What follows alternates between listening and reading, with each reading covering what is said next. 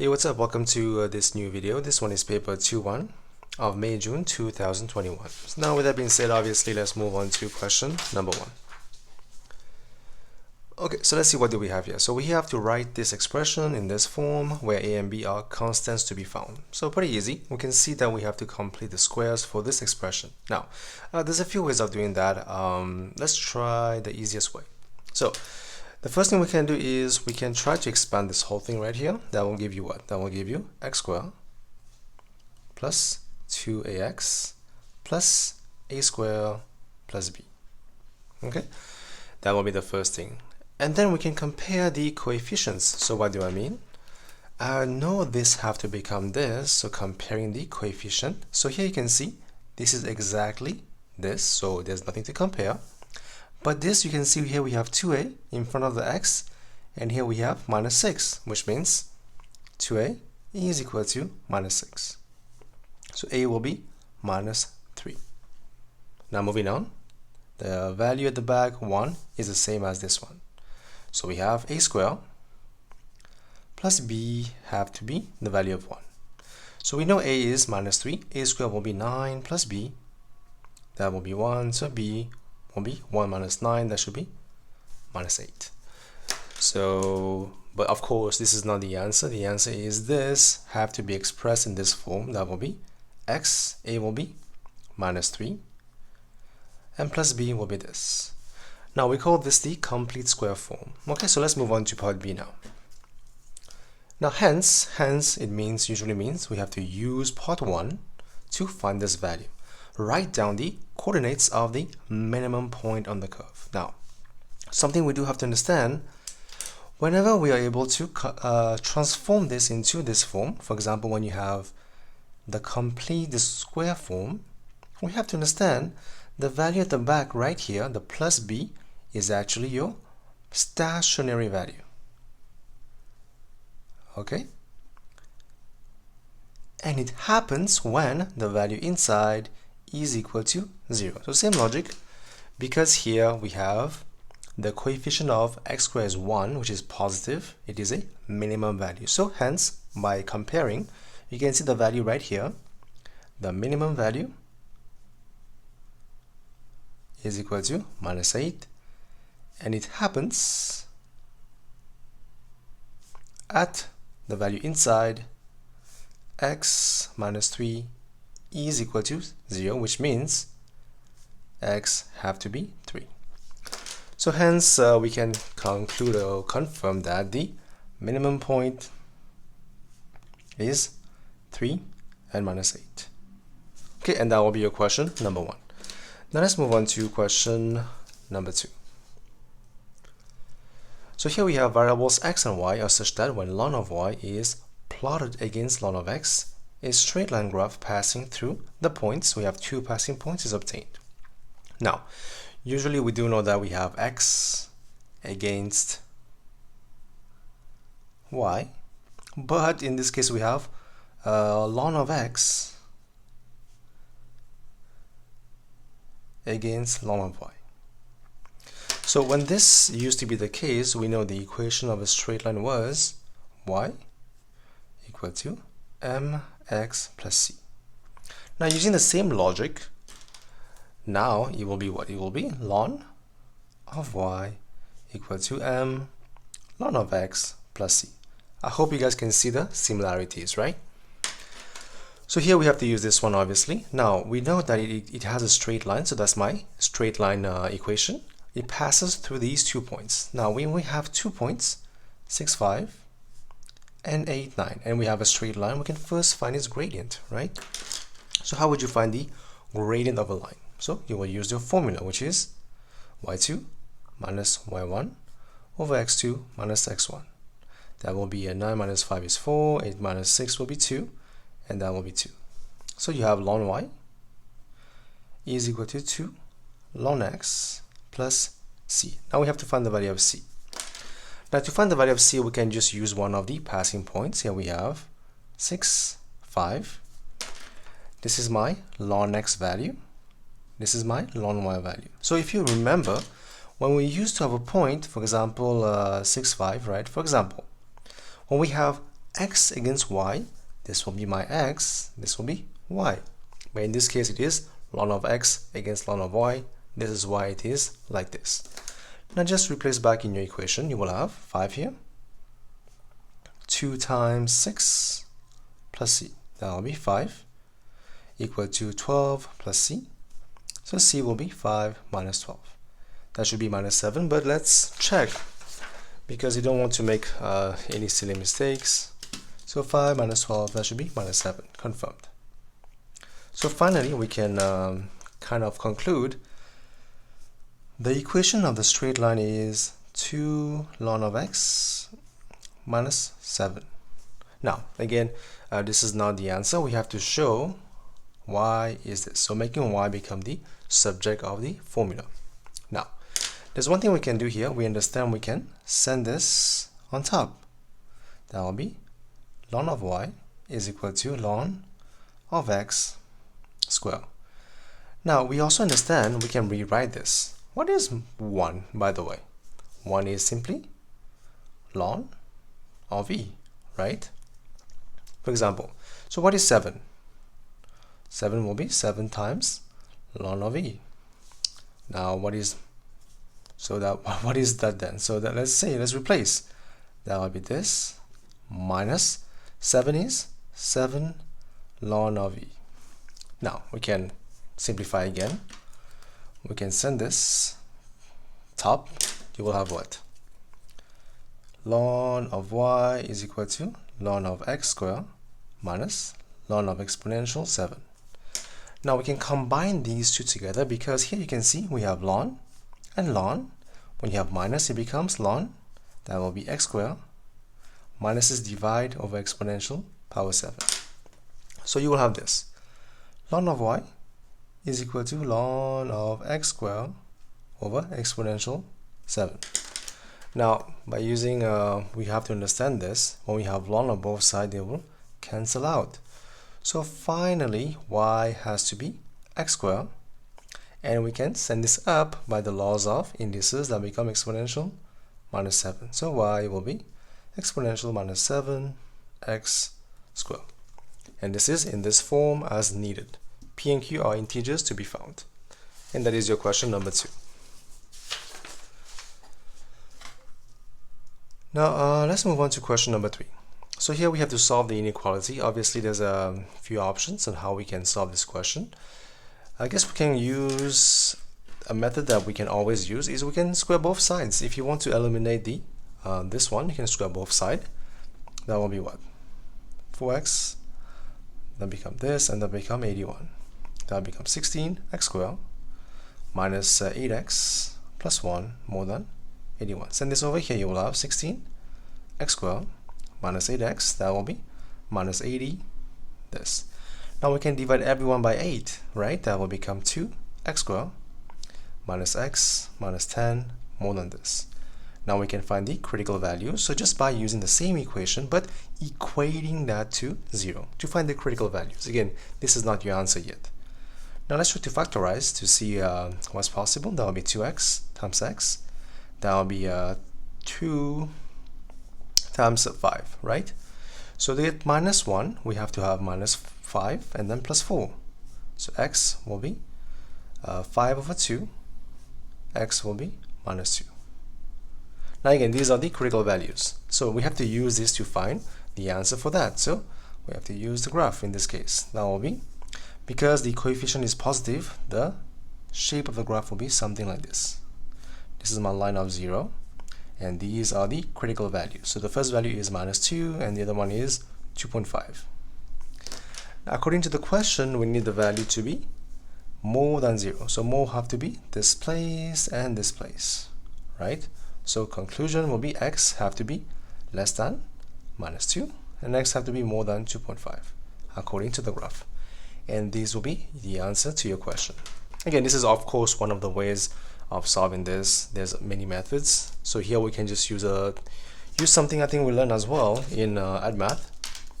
Let's say for example you have modulus is less than 9. You could say it is less than this, or it could be more than this. So we can form those two equations. So same way here, I think if you do this, you can also find the same values. You can check. So the value inside will be this. It can be less than -9. That will become -2, and then you replace. So let's do it for you. I'm just talking, but let me try this method as well, so you guys can see what happens, right? So here we have 4x minus 1 more than 9. This is the other method. So we have to know, or we can know, this is simply what? 4x minus 1 can be less than -9, or 4x minus 1 can be more than 9. So by having modulus, we can break this down into these two expressions.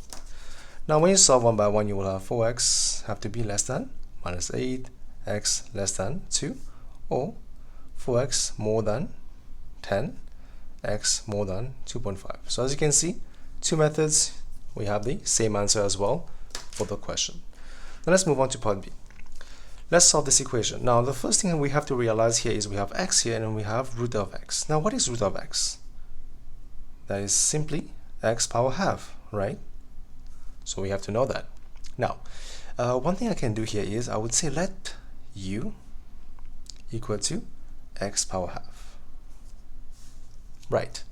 Now of course we also have to understand what is x. Then x will be x power half square, if that makes sense. Yeah, because it's the same thing, we just have to square this, become the same thing, right? Now replace back in the same equation. You have 2 times x. X will be x power half is u, so u square minus 11, u plus 12 have to be 0. Now again, as you can see right now, it is a very simple quadratic equation that we can solve. So let's see, how can we factorize this? That will be 2u times u. 12 is what? 1 times 12, 2 times 6, and 3 times 4. So which pairs can we use to give us minus 11?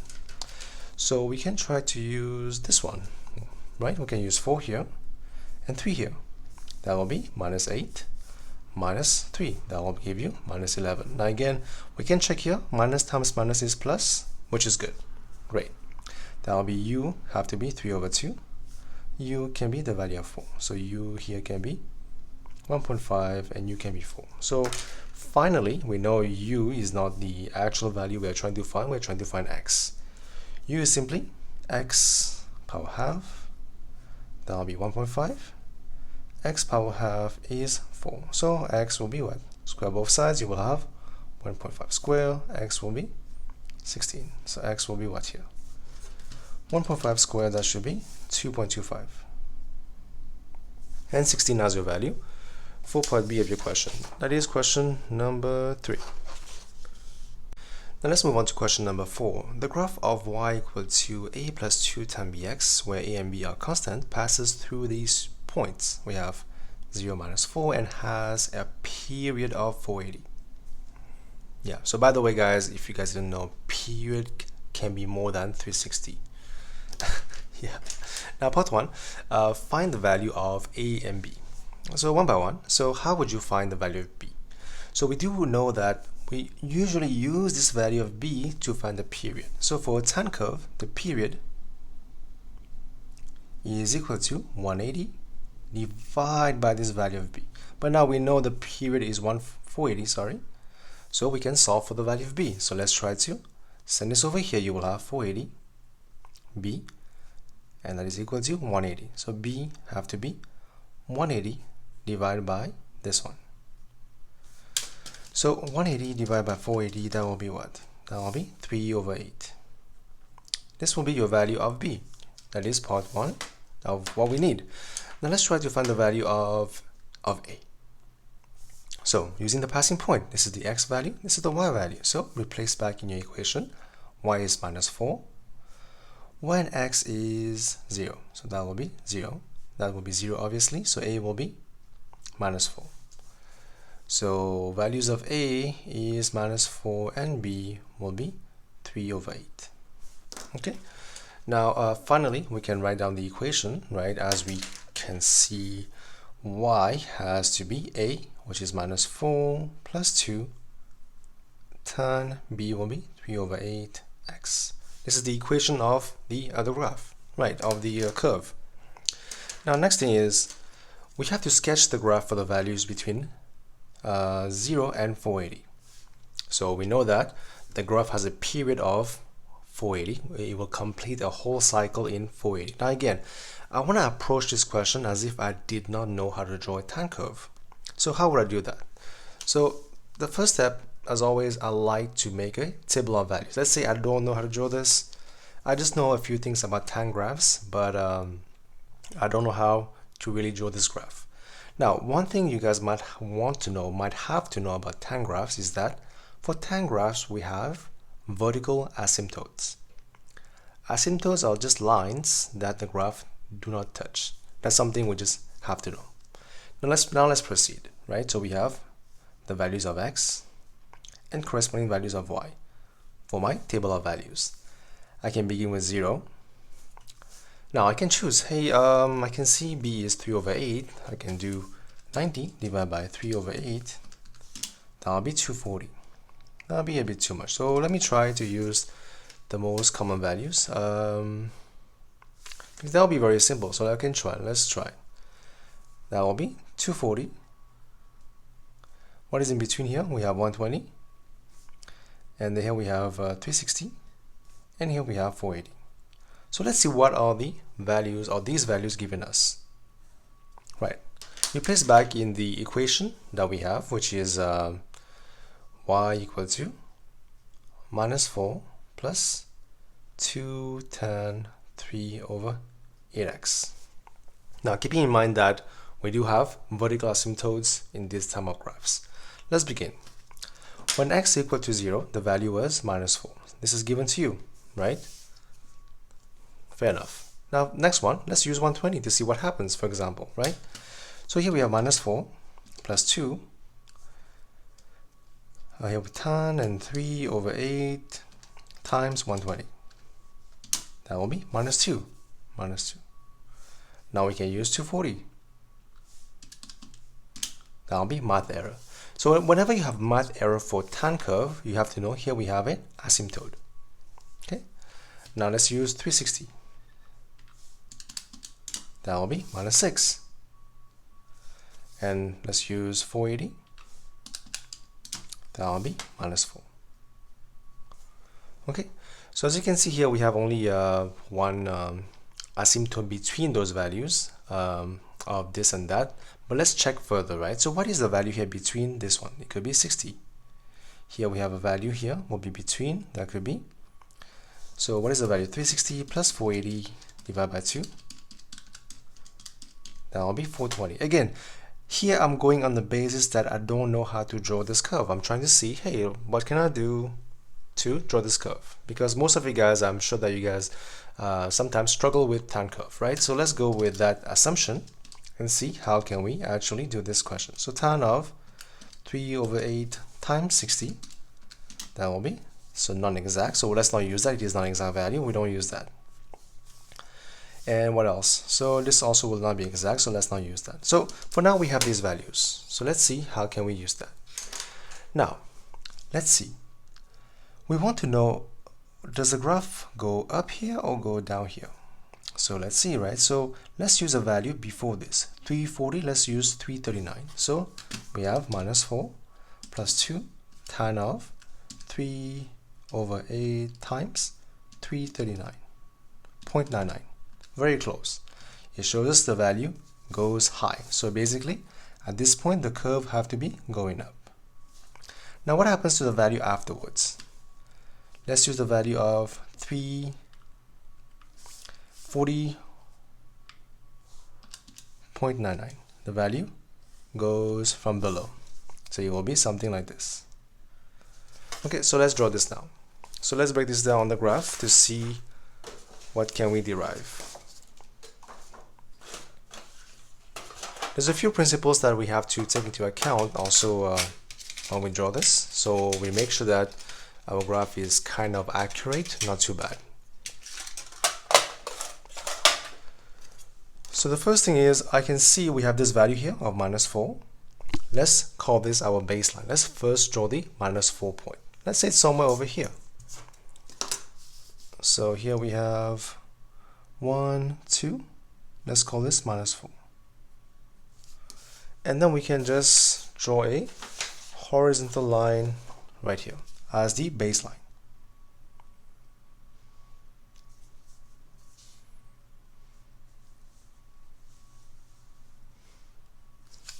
Here you go, that's the first step. Right. Now next step is let's label, or let's try to scale the graph so we can draw this correctly. So as you can see here, mostly the values are on the negative side. Let's try to scale this value. So here we have -4, that should be -2, -6, -8.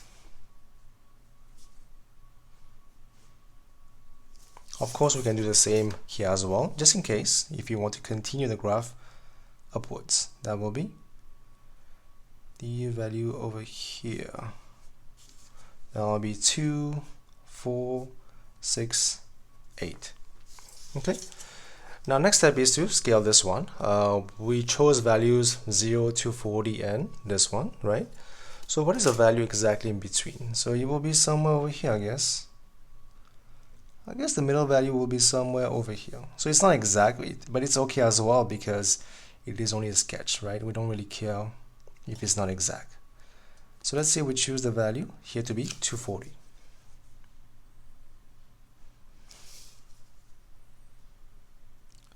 And then somewhere in between, let's say, should be right here. And somewhere in between should be somewhere right here. Okay, that should be 360, and that will be 120. Again, this is only approximate values, and it is okay because it is only a sketch. Sketch doesn't mean draw.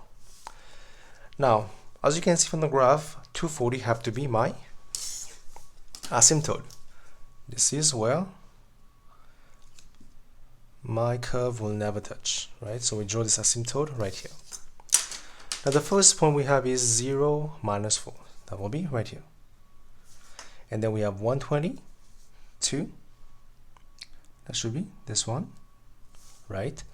And then we have 360 -6. Let's say somewhere over here. And then we have 480. That should be on the line right here. So let's see.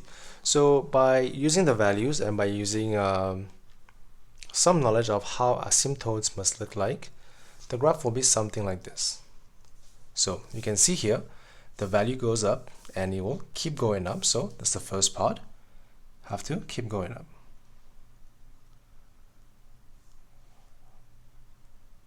Here you go. And for this one, you can see the value begin at the bottom and it kept going up. So it should be something like this.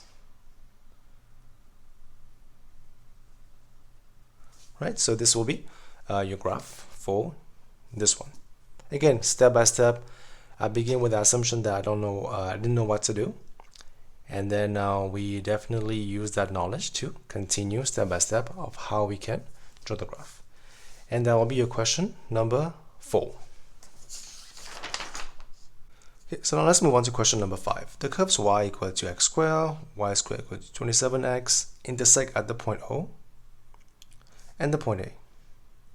Okay, now find the equation of the perpendicular bisector of the line OA.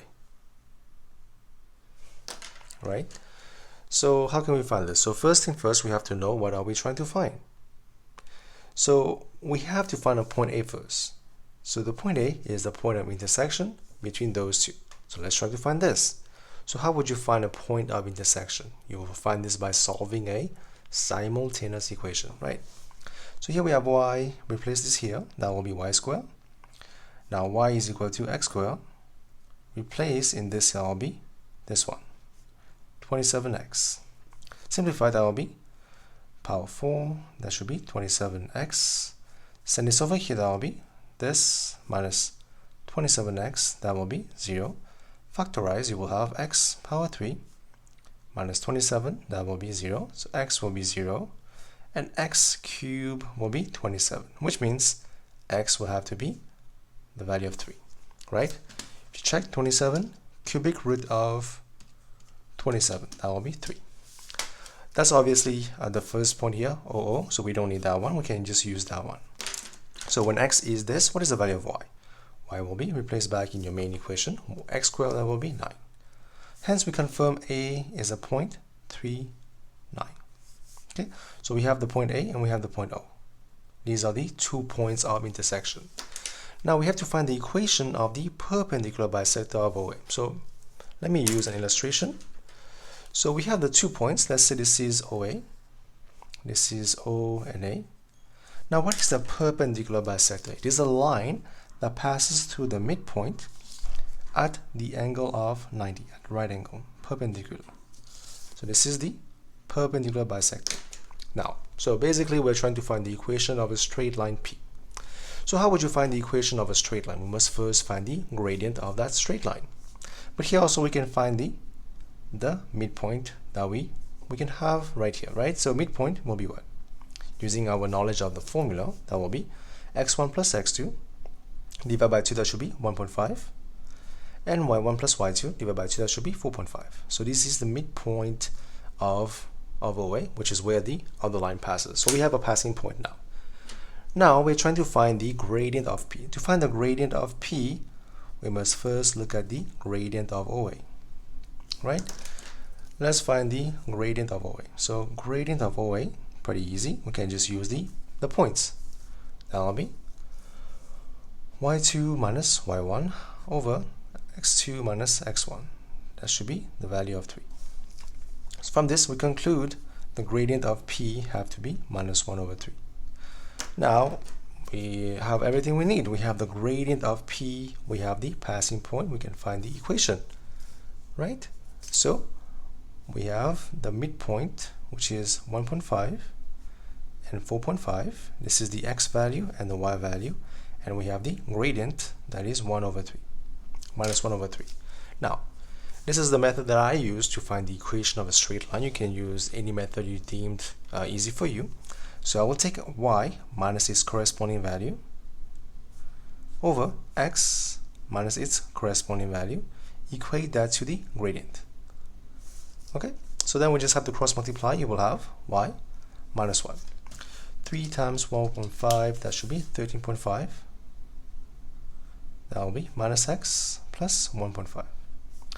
Y will be minus x plus 1.5 plus 13.5. That will be what? I know you guys can do this in your head, but you know what? Sometimes just use your calculator because you don't want to make any silly mistake, and that is plus 15. Okay, so here we have this, and I think I forgot something. We have the 3 here that I forgot, right? That is 3 here. And we can just leave it as free if you want to. You don't need to divide by 3. It doesn't tell you to express y in terms of x. We can just leave it as such for the equation of the perpendicular bisector of OA. And that is your question number 5. Now let's move on to question number 6.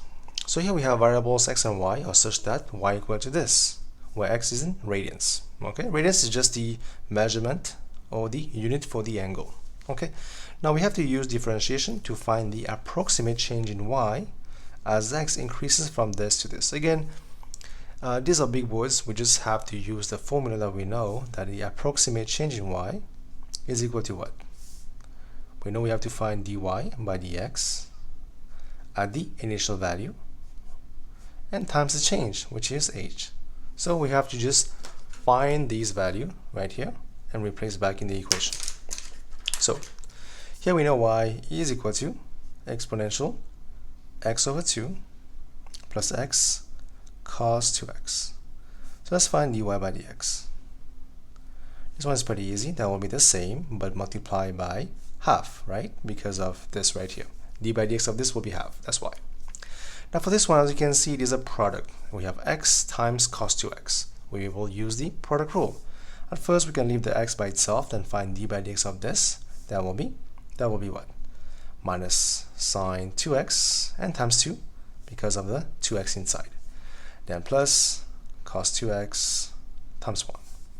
Now simplify, that will be exponential x over 2 divided by 2 because it is half, and then we have minus 2x sine 2x plus cos 2x.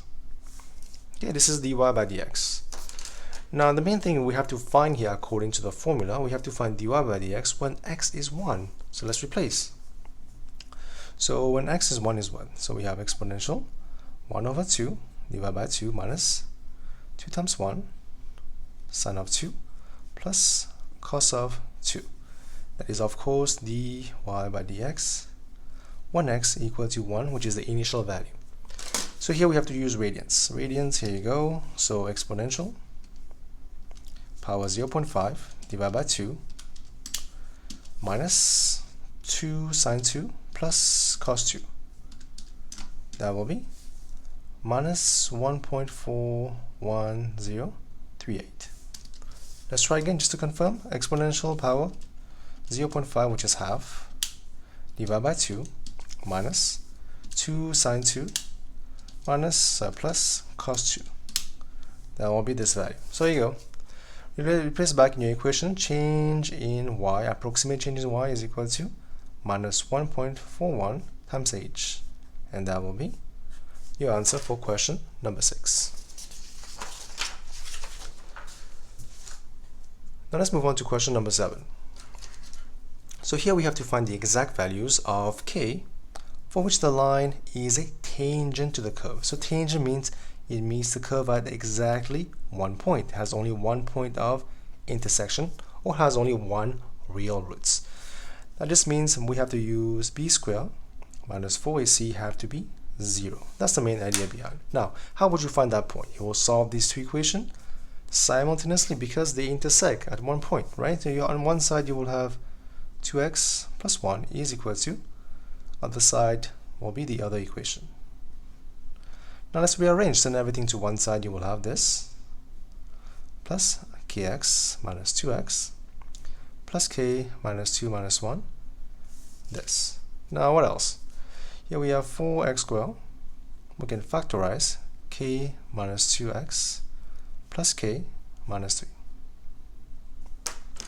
Now this will be the value of a, value of b, value of c. So a, b, and c. So we can use this formula right here, which is b squared minus 4 times a times c have to be 0. So simplify, you will have what? K squared minus 4k plus 4 minus 16 k minus 3 have to be 0. So k squared minus 4k minus 12, sorry, this is plus 4 actually. We have to first expand this. Minus 16k plus 48 have to be 0. That will be k squared. So here we have minus 4 minus 16, that should be minus 20k plus 4, right, plus this, that should be plus 52 equal to 0. Now we have to solve this and see what values of k that we have. So we will solve this by using factorization, obviously, if that's possible. That will be k times k. And what are the factors of 5, 2? Let's see. So 5, 2 can divide by 18. Nope. 5, 2 divided by 17. Probably not. Divide by 2. That will be 26. So 2 times 26. Or it could be divide by 13. That should be 4. 4 times 13. So let's see what's can we do here. So let's see if that will give us any exact factorization. It doesn't seem so, but let's see if that's possible or not. So b squared will be minus 20 squared minus 4 times a times c. So it seems to be not good for factorization. So I think I made a mistake somewhere. Let's check. So this seems to be fine over here. We send this over here. That's good. That's good. Minus 2. That should be minus 3. Fair enough. We have this. We factorize this and this. Good enough. B squared. That's good. That will be minus 16. So let's try. So 16 times minus 3 minus 48. So plus 48. That seems to be good. So that should be 52. And that should be minus 20 as well. So it seems to be fine. So I've checked, but it doesn't work out. So we have b squared, which is 20 squared, minus 4 times a times c. Oh, it's fine actually. Let me try again. So let me use the formula because I'm not able to I guess today I'm just dumb. I'm not able to factorize. I will just use the formula, right? So k will be minus b, that will be 20, plus minus root of b squared minus 4ac, 4 times a times c, c is 52, that should be 192. Divided by 2a, that should be 2. Now root of 192 is what? It is 13 this. Again, it is not factorizable. In that case, we just have to provide the exact value. So k can be 20 plus this over 2, or k this over 2. Again, it is not factorizable. In that case, we have to use the formula to find the exact values of k. Now, as you can see here, very smart, find the exact values of the value k. So in that case, it is an indication that we have to somewhat use our formula to find this. Now we understand that what is 192? Let's see if we can simplify this. So 192 divided by 4, is that possible? Yes, it is possible. So it is 4 times 48, which means root of 192, it is root of 4 times root of 48, which is 2 root 48. Now in this case, we can simplify. So k will have to be 20 plus 2 root of 48 divided by 2, and k can be 20 minus 2 root of 48 divided by 2. Now divide by 2, that will give you 10 plus root of 48, and here you have 10 minus root of 48. Okay, and that will be your question number 7. Now let's move on to question number 8. So in this question, A, B, C, and D are positive values. So we have to remember that. Now part 1, it is given that y is equal to this expression. So here we have the same base, log of a, which is good to know. Explain why x must be more than this. So you can see here, because of this. So you can say that log values does not exist, or you can say log cannot take negative values. Cannot take negative values. Right? Because here you can see, for this one right here, example, if it's less than half, let's say we take the values to be 0.49, right? Half is 0.5, right? So log of anything, let's choose a to be 5, anything. Here let's choose x to be 0.49, so we have 2 times 0.49 minus 1. Again, this is just an example to show you what's happening. We don't need to write this down, right? So of course I cannot choose log of 5 of my calculator. I can only choose log of 10. So let me choose log of 10. So 2 times 0.49 minus 1, that will be a negative value. So log of this value would not be possible. Again, this is just for you. You don't need to write that. The main value you can write here is that because for this one, for the log, more specifically log of 2x minus this have to be positive. That's the reason why. Okay, that is part 1. Now for part 2, we have to find the exact solution of this. So let's solve one by one. The first step is we can cross multiply, right? You will have log a6 is equal to 2 log a y plus 3. Now we can send this here, obviously. That will be log of a6 have to be log of a y plus 3 power 2. Now because we have the same log on both sides, they can cancel out. 6, that'll be y plus 3 square. Now we can expand and simplify. That will become y squared plus 6y plus 9. Send everything to one side, you will have this. That will be plus 3. Right. Now we have to find the exact solution of this. So now I can see, can we simplify, can we factorize this? My answer is no, doesn't seem like it. So we have to use the formula, right? So b squared, so y will be minus b, that will be minus 6, plus minus b squared is 6 squared minus 4 times a times c. That will be 24. And divided by 2a, that should be 2. So y will be minus 6 plus this divided by by 2. The reason why we will not take the negative value, same as here, same reason, because it will be, the value here will be negative and it will not be possible. That's the reason why.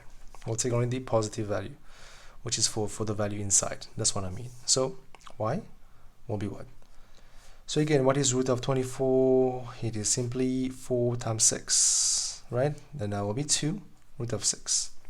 Minus 6 plus 2 root of 6 divided by 2. That should be minus 3 plus root of 6. There you go. So y will be the exact value, this plus this. Again, the value here, y, it may be negative. You can check. That will be minus 3 plus root of 6. But what I mean is, when you plug this value inside here, it will not be negative. So that's all that matters for logarithms. So that's the only value we can take for part 2. Now for part B, write this expression in the form of this, where c and d are integers. Integers means whole numbers. So let's see how can you simplify this to this. Okay, step by step. So first thing first, this is okay. We have log to the base of a, 9. And how about this one? This seems to be very strange. Here we have log of root b. So here let's change that. When we have log of a different base, we can always change them to the base that we want. So we want log of base of a. We have to write this in this way. Here we have this value on top, that will be 9 of a. And here we have this value at the bottom, that will be root of b. Okay, so here you go. That's it. Okay, so now replace back in your equation. You will have log of a, that will be 9, plus log a base b, so value of b, and that will become log of a, 9a, divide by, so here we can simplify. So here it is b. What is root of b? So root of b is simply b power half. Now we can take the power, place it at the beginning. That will be half right here, and you will have log of a value b. Now simplify. This and this will cancel out. You have this log of a plus divide by half will be multiplied by, so when you divide something by half, it becomes multiplied by 2. Does that make sense? Let's try. 4 divided by half. I say it become 8. But let's check.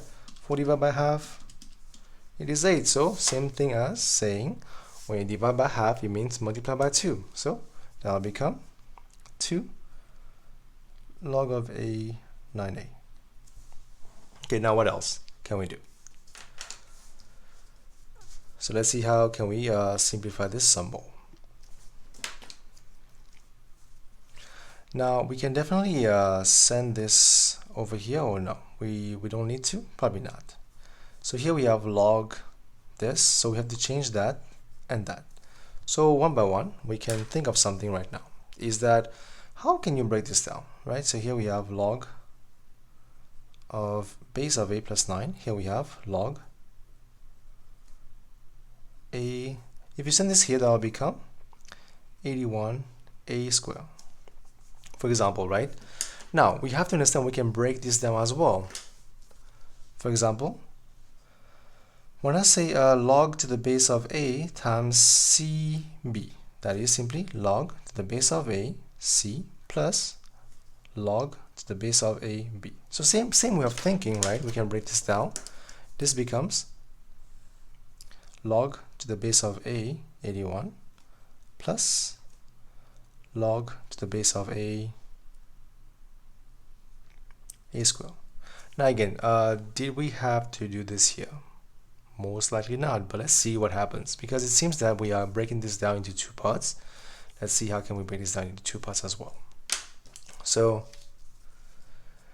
this will become 9 squared. We can send this in, that become 2 log of a, 9, right? And here we have 2 log of a and then a. So now we have log of a, 9 plus 2 log of a, 9. That should be 3 log of a, 9, and here we have 2 log of a and a. So we have to know when log of base a, take the value of a, which is the same thing. When these two are the same, that becomes 1. So finally your answer is 2 plus 3 log of a 9. So this is your answer for part B of your question number 8. Okay, so let's move on to question number 9. So a curve is such that d2y by dx2 is given to you by this. Now, given that dy by dx is half at this passing point on the curve, we have to find the equation of the curve. So what are we trying to find? We have to understand that the equation of a curve is simply we have to find y. Now, how can you find y from d2y by dx2?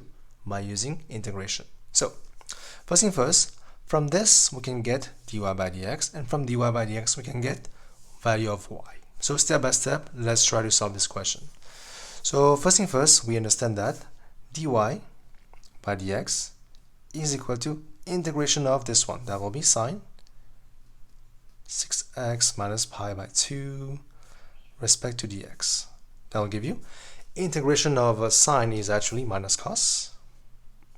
The value inside will be the same, and d by dx of the value inside, that will be 6. Of course, plus c for your constant of integration. Now, we have to use this given information to find the value of c. So, this is the x value, this is the y value. Or you can say y value, right? So we don't have y here. So dy by dx is half, so this was half, when the value of x was pi over 4. Okay, let's see what happens now. We divide by 6 and plus c. Right, so here you have radians. So 6 pi over 4 minus pi over 2 minus cos of that value divided by 6. That will be this. So basically that is half minus 1 over 6 minus 1 over 6. So let's try. I think I may have confused you guys. Let's try again. So what is cos of this value? So 6 pi over 4 minus pi over 2. That is this value. Now cos of this value is minus 1. So minus times minus 1 will be plus 1, and this is over 6 plus c. So from this, c will be 1 over 2 minus 1 over 6.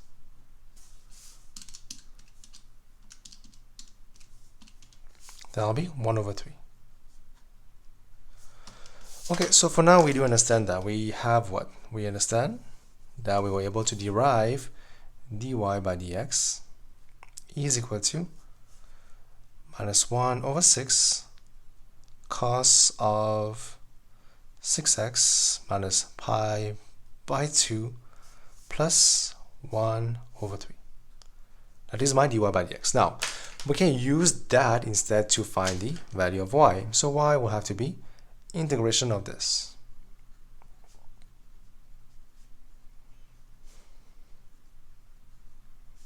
With respect to dx, to x. That will give you what? So minus 1 over 6, that will be sine 6x minus pi by 2 divided by 6, right? And then plus 1 over 3x plus d now, because we use c already, that is y. Now simplify, obviously, that will be y is equal to minus 1 over 36 sine 6x pi by 2 plus 1 over 3 x plus d. So we can use the this one. This is the passing point that we have. When the value of x was pi by 4, the value of y was given to you by 13 pi by 12. So we can use that to find the value of d. Replace back and you will have y is equal to minus this.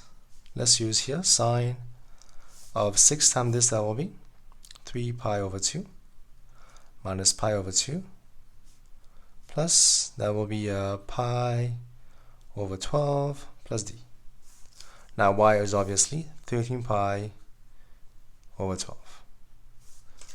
So here this minus this will give you what? Sine, so 3 over 2 minus half, that will give you 1. So sine of pi will be 0. So this whole thing will be 0. So that will be pi over 12 plus d. So d have to be 13 pi over 12 minus pi over 12, and that will be what? So 13 minus 1, that will be 12, that should be 1 pi. So finally,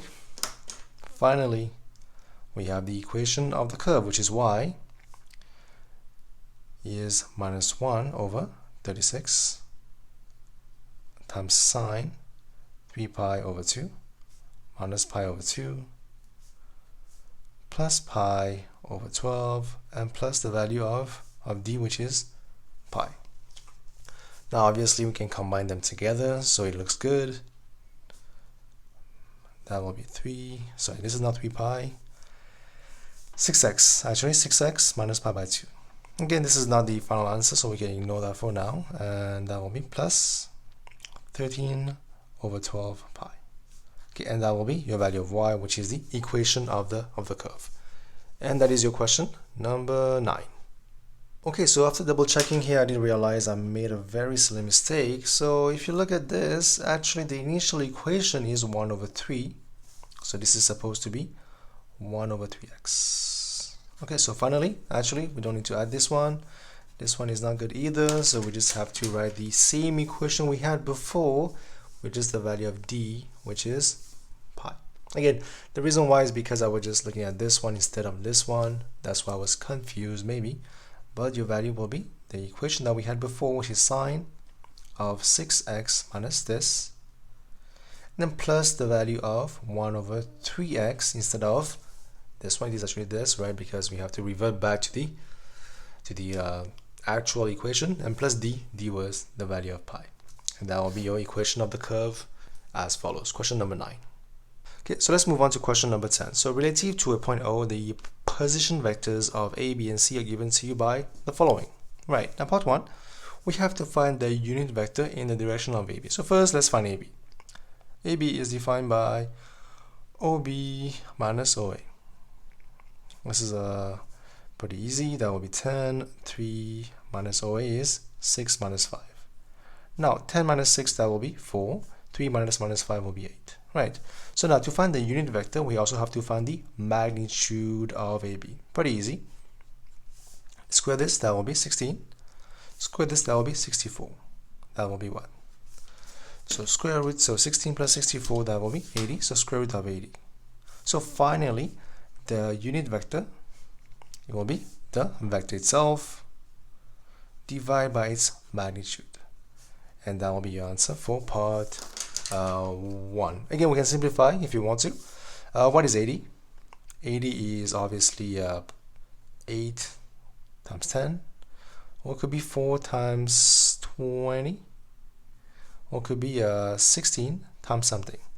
So 18 divided by 16, that should be 5, I guess. So 5, right? So we can use that.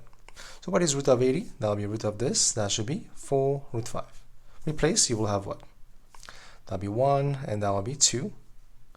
That will be over root 5. You can check that should be the value simplified for the unit vector of AB. Now let's move on. Part B. The point A is the midpoint of BC. Okay. Find the value of x and y. So where's the point A? The point A, so when we say point A, is basically mean OA.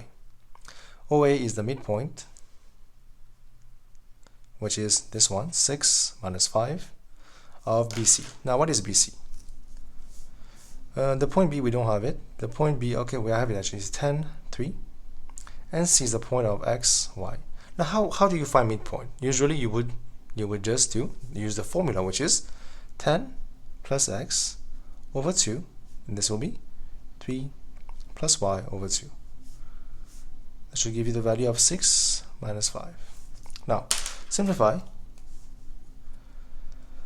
This have to be this, right? So we can have 10 plus x over 2 have to be 6, which means cross multiply 10 plus x have to be 12, x will have to be 2. Here we have 3 plus y over 2 have to be minus 5. So 3 plus y have to be minus 10. So y have to be minus 13. So finally, the value of x and y have to be 2 and minus 13. Okay, there you go. These are the two values that we need to find for question part B. Let's move on. Now the point E lies on OD, so we don't have any point E right here. So we just know that. there's a point in which lies on OD, such that we have this ratio. This and this is the ratio that we have. Now, we have to find the value of this value, lambda, I guess, such that B is in the same direction to the x-axis. Okay, so for example, let's think about something. Let's say we have OD, this is O, and this is D. Right. And then on the point, on the OD, we have something over here, which is E, right? And it is in the ratio of 1 and to this. That's the first thing. Now we have to find the value of lambda such that B, where's B? So BE should be somewhere, let's say, over here. B somewhere over here, for example, right? Such that B is in the same direction as the x-axis. This is the x-axis. This is the y-axis, right? This is your point O, obviously. OD, E lies on OD, such that we have the ratio here, and then we have the point B, such that these two are in the same direction. So let's see how can we find this. So what does all this mean? So first thing first, here we can use that for now. So we understand that if we have OE divide by OD, that will be what? According to this one, we can see that it will be 1 over 1 plus lambda by the equation. Now we can simplify this some more, so we can conclude OE is the point that we can send this here, that will be 1 over 1 plus this times OD. OD is the value of 12.7 according to the question. Okay, that's something we can do right now. So that's the value of OE that we were able to derive. Now what else? We have to find B. How do you find B? B by definition is OE minus OB, right? So OE right now we see it is this, which is 12 over 1 plus lambda, and we have 7 over 1 plus lambda. Now minus OB, OB was seen to be 10.3 by your question. Now we can obviously simplify, that will be what? 12 over 1 plus lambda minus 10, and we have this one, 7 over 1 plus lambda minus 3. Now, what does it really mean in the same direction as the x-axis? So usually when we have this kind of information, we do understand that what is the gradient of a horizontal line? You would say, okay, the gradient of a horizontal line is 0, right? So that's the usual thought that we have. It should be 0, right? So that's the main idea as well. So we have the vector B. How do you find the gradient using that? So this is the x value, y value. Usually you would take the height, which is this one, right? So for example, let me write this down. For example, that was EB. For example, E and B. How would you describe the movement from E to B? You would say E to B will be first move X, first move to the right by this amount, and then to the up by this amount. This will be my vertical value. This is my horizontal value. So you express EB as first X and then Y. Now how would you find the gradient of EB? You would say it is the vertical value divided by the horizontal value. So same thing here. The vertical value is this one divided by this. Let's call this X because we don't really care about this one, right? So all we have to know here is that, or all we have to understand here is that the value here will have to be 0, right? So we can just solve. That will be, we'll have this become 0 and this becomes 7 over 1 plus lambda minus 3 becomes 0. Now we have to solve for the value of lambda. So step by step, send this over here. You will have 7 over 1 plus lambda equal to 3. Cross multiply, you will have 7 equal to 3 plus 3, this one. Now finally, 3, this will become the value of 4. This will become 4 over 3. So num that will be the value of 4 over 3, and that is your question number 10. Now let's move on to question number 11. So the second, 8th, and 44th terms of an AP form the first 3 terms of a GP. Okay, fair enough. Now in the AP, the first term is 1, and the common difference is positive. So first term, which is A, is 1, and the common difference is positive. Part 1, we have to show that the common difference of the AP is 5. So we have to use the information given to us.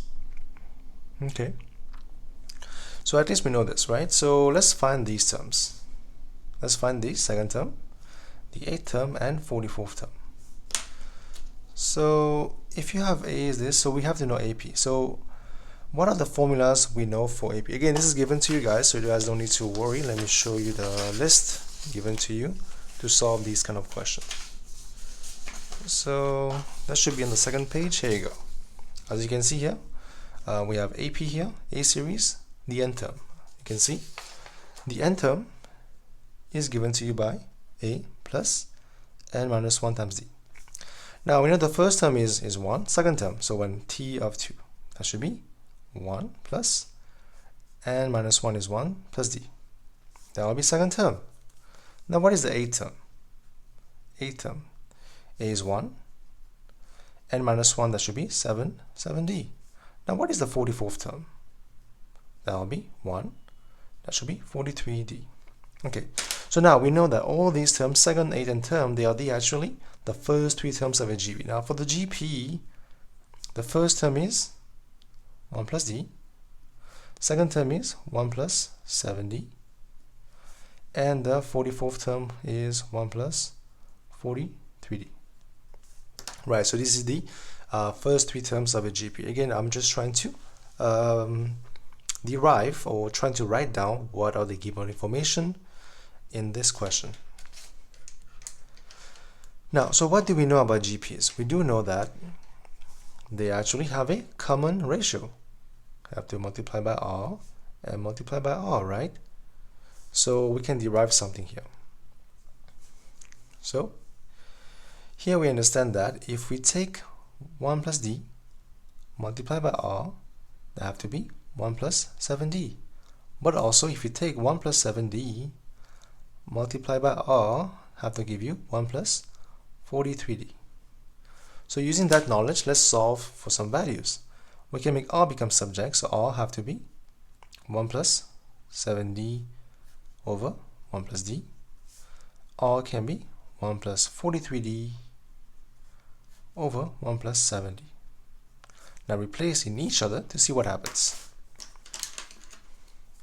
So you will have on one side 1 plus 7D over 1 plus D is equal to 1 plus 43D over 1 plus 7D. Cross multiply, it will become 1 plus 14D plus 49D square, and then that will become 1 plus D times 1 plus 43D. So simplify and see what happens. So again, we're trying to find the common difference, and that's what we're trying to find over here. So let's see how can we simplify this. So simplify this part here, that will be 1 43D plus D plus 43D square. Again, we are just expanding the brackets, not too hard. Now send everything to one side, you will have what? So 49D square minus 43, that should be 6D square. Then we have 14D minus 44, so 14 minus 44 minus 30D, that's the other part. And then finally we have this one, right? So that will be this, and this will cancel out, obviously. So we have this, everything sent to one side will become this. Let's solve this, factorize. So take out D, you have 6 minus 30. D is 0, so D can be 0. Or what else? Let's see. This one is what? Oh, sorry, mistake here. This should be gone, and this is 6D right here. Or we can have 6D minus 30 can be 0, so D will have to be the value of 5. So as you can see, we have shown as required the common difference D will be the value of 5, shown as required. Okay, now let's move on to part 2. So here we have to find the sum of the first 20 terms of the AP. So pretty easy as well. From the list of formulas we have, the sum of the first n terms is given to you by half times n 2a plus n minus 1 times d. So the value of a was given to you by 1, the value of number of terms is 20, and d was found to be 5. Just replace back in your main equation. Let's see what happens. S of 20, that will be half of 20. 2 times a will be 2, plus n minus 1 is 19, times d will be 5. That will be 10. That will be 2 plus 19 times 5, that will be 95.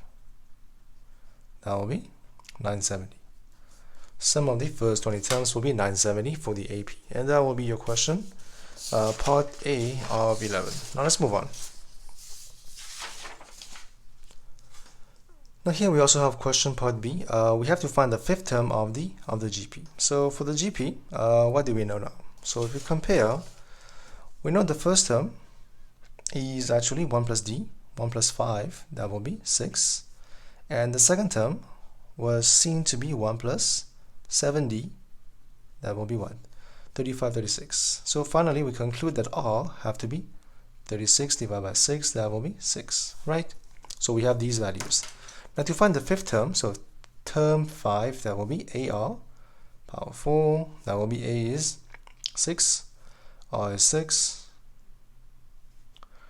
and that will be power 4 is power 4. So 6 power 5 will be 7, 7, 7, 6. That will be the fifth term of the GP. Right.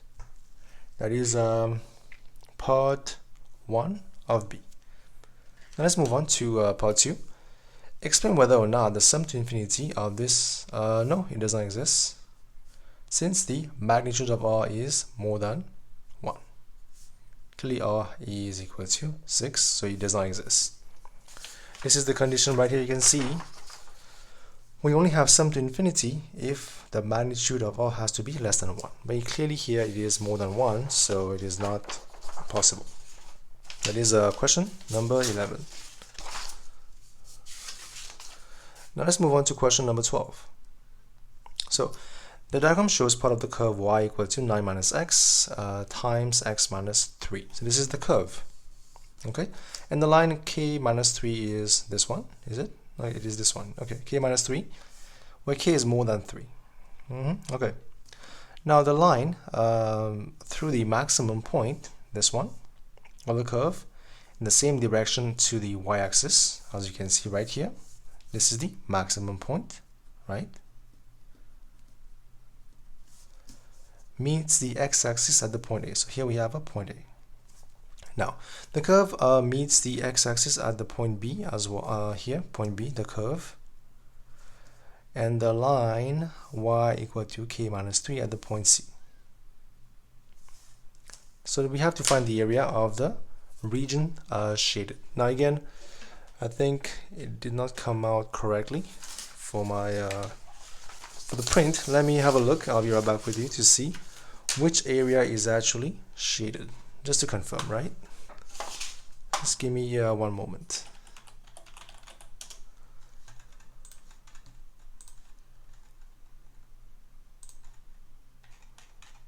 So it seems that the area that we have will be this one right here.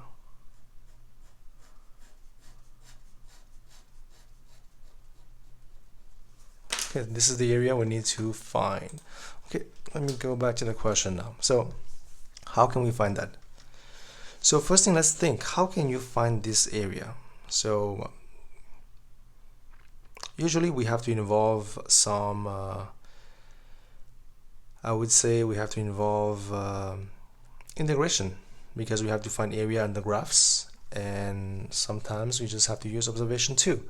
So what can we do for this one? So for example, I can find the point I can find the point A, B, and C. I think these are important points to find, because the main idea I want to do is I want to break this down right here.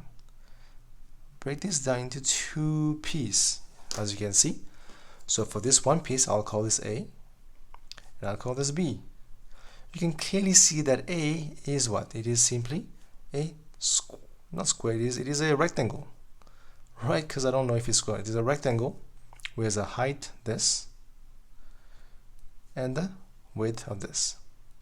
And this one, B, can be found by integration, by using these 2 points as limits. Right, so one by one, let's try to find this. Okay, so let's find the point A. So we see that it is at the maximum point. So how would you find the maximum point of a curve, you would say? Let's first expand this. So we have y equal to 9 minus x minus 3. That will be what? So expand, that will be 9x minus the value of 27 minus x squared plus 3x. That will be minus x squared. And then we have 9x plus this, that should be plus 12x minus 27. That'll be y. So let's find dy by dx minus 2x plus 12. This is equal to 0 at the stationary point. Here it is the maximum point, so x have to be the value of 6, right? So hence y will be what? Replace back in here. 9 minus 6 is 3. 6 minus 3 is 3. That should be 9. So the max point is 6, 9. However, the point A here is on the x-axis. We only care about this one. The point A will have to be 6, 0. That's the point A. Now, what else do we need to find? We have to find this one, the point C, right? Or the point D, or point B is the easier one. How would you find the point B? The point B is the point of intersection of the curve with the x-axis. So at the x-axis, we have to know the value of y is 0. Replace back here, you will have 9 minus x and then x minus 3 have to be 0. X will have to be 9, x will have to be 3.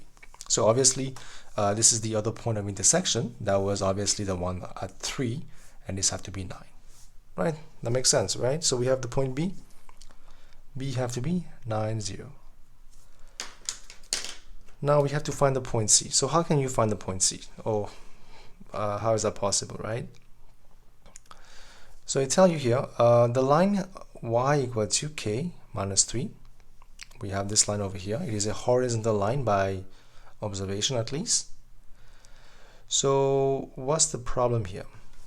It says that k has to be more than 3. Okay, fair enough. K has to be more than 3. That's the value of k.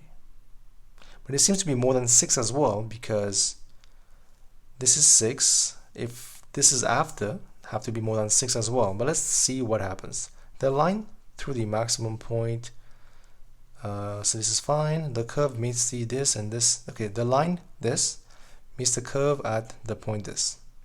So let's see, let's use that. So we can see it meets the point at this. So we have equation number 1, which is the line. We have equation number 2, which is the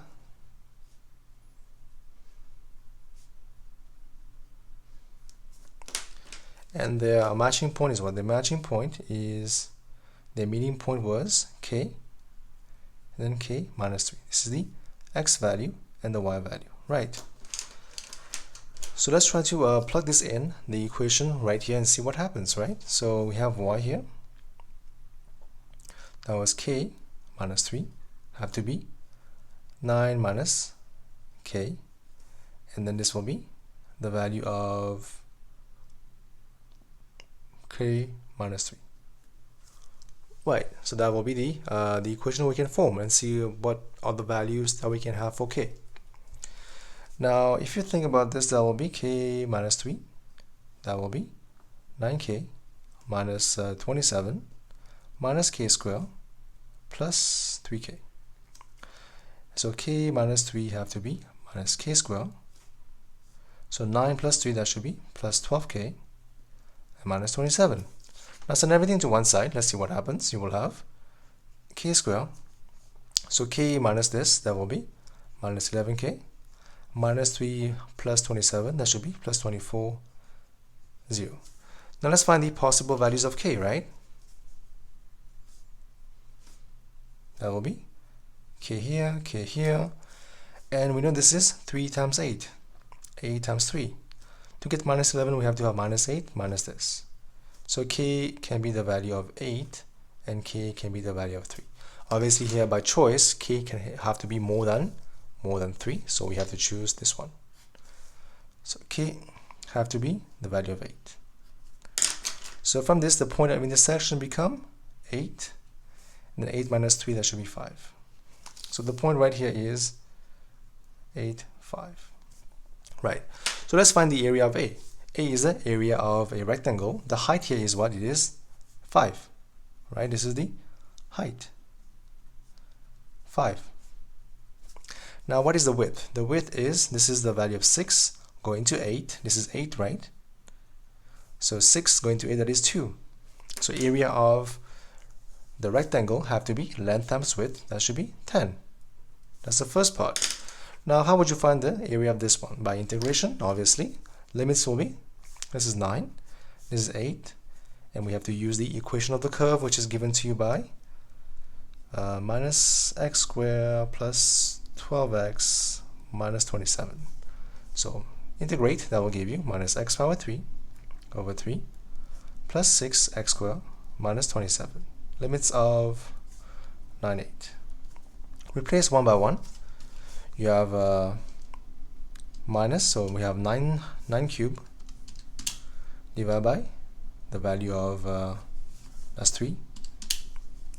That will be minus 243 plus 6 times 81, 486 minus 27. That's the first part. So minus 243 plus 486 minus 27. That is 216 for the first part. Then minus 8 cubed divided by 3. So that will be minus the answer, plus 6 times 64 minus 27. That will be 186 1 over 3. So 216 minus the value, that will be this, which is 29 2 over 3. Okay, so finally, to find the area, we just have to add those two. That will be this plus this. That should be 39 2 over 3. But again, you will have to double check if that is, if the integration is okay or not. So let's double check, because I think I might have made a mistake in the integration, because it looks funny to me. The answer seems to be too small, but let's check one more time just to confirm that is true or not. So integration between these two values, the value of 9 and 8. Okay, so here you go. Integration 9 and 8, and the equation of the curve was seen to be, or was found to be, minus x squared plus 12x minus 27 respect to dx. Now integration is pretty easy. That will be minus is minus, that will be x power 3 divided by 3, that will be x squared divided by 2 minus 27 x. Okay, I can see the mistake now already. That was pretty dumb. Okay, now that will be limits of 9 and 8. So step by step, first replace the 9 in. You will have 9 power 3 divided by 3. That will be this. That will be minus 243 plus the value of, this is 6 times 81. That should be 486. And minus 29 times 9. That should be 243. So let's see. Minus 243 plus 46 minus 243. That will be 0. So here we have 0 minus the value of what? The other one, that will be this. So minus, so we have 8 power 3. That should be 512 over 3 minus here plus 6x squared. So 6 times 8 squared. That will be 384 minus 27 times the value of 8. That will be 216. Let's see what does that give us. So minus 512 over 3 plus 386 minus 216. That will be minus 2 2/3. So your answer will be 0 minus minus 2 2/3. that'll become plus, and that'll become 2 2/3. Again, that makes more sense. Why? You know why I thought it was wrong? Because by looking at the diagram, this one seems to be way bigger than this one. Now, if I get this as 29 and this as 10, it doesn't really make sense, right? So we also have to go back and check, does that make sense or not? In this case, I made a mistake here by integration. Had to be 27x, right? I forgot the x. So in the end, this is the area of B, and we have to find the area together. So A will be 10 plus B, that will be 12 2/3 units square. And that is your question number 12. So this was the last question of this paper. I hope that was somewhat helpful, and I will see you soon.